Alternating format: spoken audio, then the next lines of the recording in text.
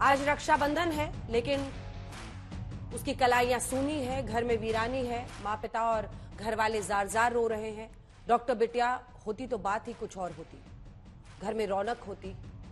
वो भी अपने भाइयों की कलाइयों पर राखी बांधकर रक्षाबंधन के त्योहार का जश्न मना रही होती, लेकिन दरिंदगी ने उसे लील लिया। पहले उसका रेप हुआ, फिर इतनी बेरहमी से उसकी हत्या कर दी गई। बात कोलकाता के आरजीकर मेडिकल कॉलेज और अस्पताल में ट्रेनी डॉक्टर की हो रही है, जिसके लिए आज हजारों लोग सड़कों पर हैं। डॉक्टर्स इंसाफ की गुहार लगा रहे हैं। सीबीआई अलग अलग 4 थ्योरीज पर काम कर रही है, लेकिन इस बीच हुगली नदी में जितना पानी नहीं बह रहा, उससे ज्यादा सियासत हो रही है।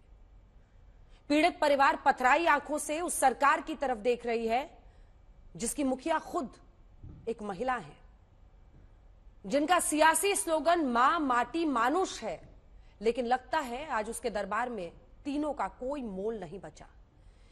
बीजेपी कोलकाता के कालीघाट इलाके में रहने वाली ममता का इंसाफ मांग रही है, उनसे इस्तीफा मांग रही है। लेकिन सबसे बड़ा सवाल यही है कि जब जांच का जिम्मा सीबीआई के कंधों पर है, तो बीजेपी पश्चिम बंगाल सरकार पर क्यों आक्रामक है? लेकिन इतना कहने से ममता बनर्जी अपनी जिम्मेदारी से बच नहीं सकती। प्रश्न यह उठ रहा है कि क्या कोलकाता पुलिस ने शुरुआती 3 दिनों में तमाम सबूतों के साथ खिलवाड़ किया, छेड़छाड़ की? क्या इस मामले में कन्विक्शन हो भी पाएगा? क्या इस मामले में उस परिवार को इंसाफ मिल भी पाएगा? आखिर ममता बनर्जी के राज्य में कोलकाता जैसे शहर के मशहूर अस्पताल में कैसे एक डॉक्टर बिटिया की रेप और हत्या कर दी जाती है, और वो भी इस बर्बर तरीके से? वही कोलकाता जिसे सिटी ऑफ जॉय कहा जाता है। ऐसे ही सवालों की बौछार करेंगे, जानेंगे क्या हो रहा है इस केस में। लेकिन पहले ये रिपोर्ट।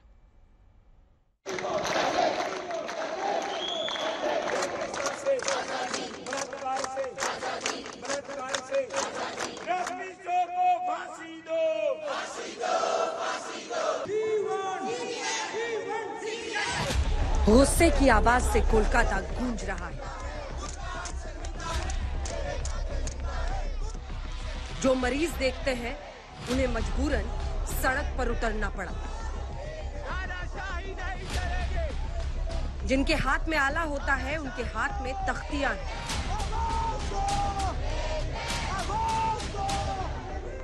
जो जिंदगी बचाते हैं वो खुद अपनी जंग लड़ रहे हैं। कोलकाता दरिंदगी के खिलाफ एक तरफ गुस्सा तो दूसरी तरफ सीबीआई की जांच है।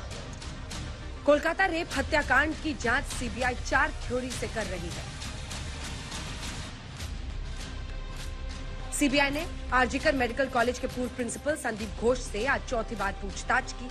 अब तक की पूछताछ से लगता है कि सीबीआई संतुष्ट नहीं है। दरअसल अस्पताल से पीड़िता के परिवार को कॉल करके सबसे पहले सुसाइड की थ्योरी गढ़ी गई थी।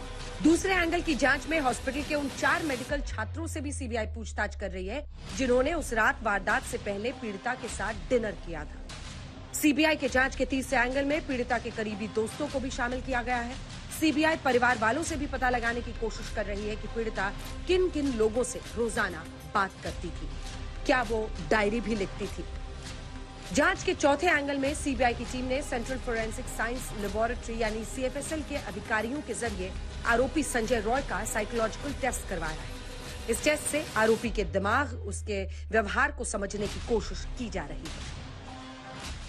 हमारा मांग एक ही है, सीबीआई जल्दी इन्वेस्टिगेशन खत्म करे, आज के अंदर में चार्जशीट जमा हो और जो दोषी है, एक्चुअल जो दोषी है, उसके फांसी हो।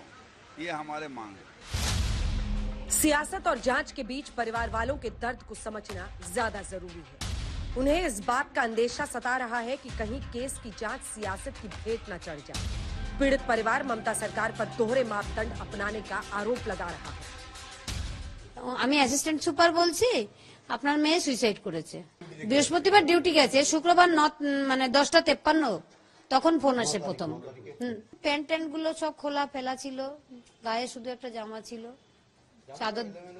চাদর দিয়ে মোড়ানো ছিল, হাতটা এরকম ভাঙা ছিল, এখানে চোখ দিয়ে রক্ত পড়ছিল, মুখ দিয়ে রক্ত পড়ছিল। আমি বলেছি আমার মেয়ের এই অবস্থা দেখে কেউ বলবে না সুইসাইড করেছে, क्रिमिनेशन घाट का बारे में बोलता है, श्मशान घाट के बारे में।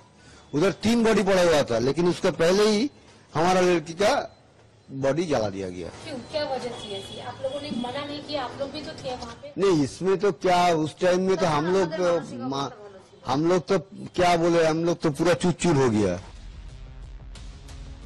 डॉक्टर बिटिया को लेकर घर वालों ने कई सपने पाले थे, उम्मीदों का आकाश गढ़ा था, लेकिन जब मनहूस खबर आई तो पीड़ित परिवार दौड़े दौड़े पड़ोसी के पास गई, जिसे पड़ोसी कुछ यूं बता रही।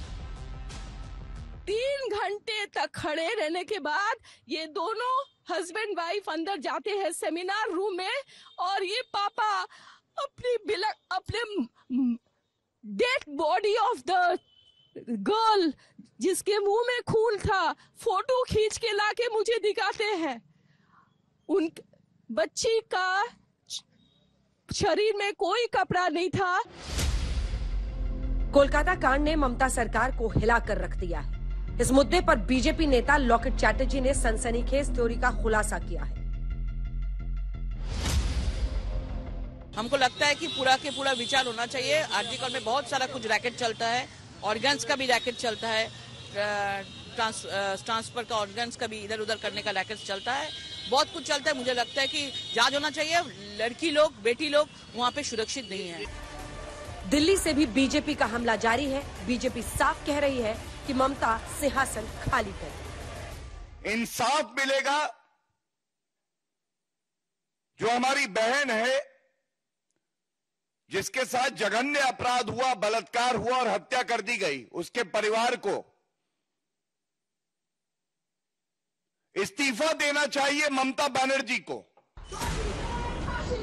इस बीच इस मामले में टीएमसी में भी अंदर खाने विवाद है। अभी वक्त है, इसी वक्त जस्टिस देना है।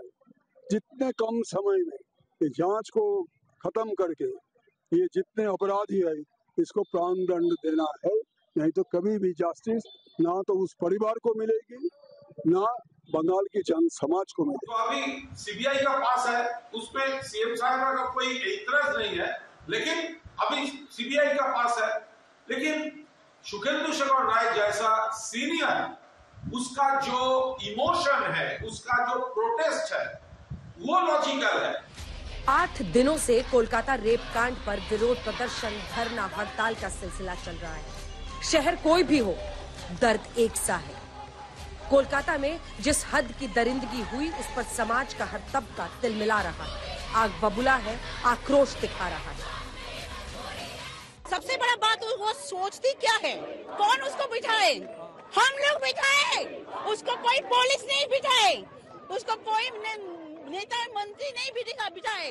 हम लोग बिठा सकते हैं, अगर उतार भी सकते हैं, उतार के दिखाएंगे। कितना पुलिस इधर आ गया, मारने के लिए आ गया, लेकिन प्रोटेक्शन देने के लिए नहीं आ पाया।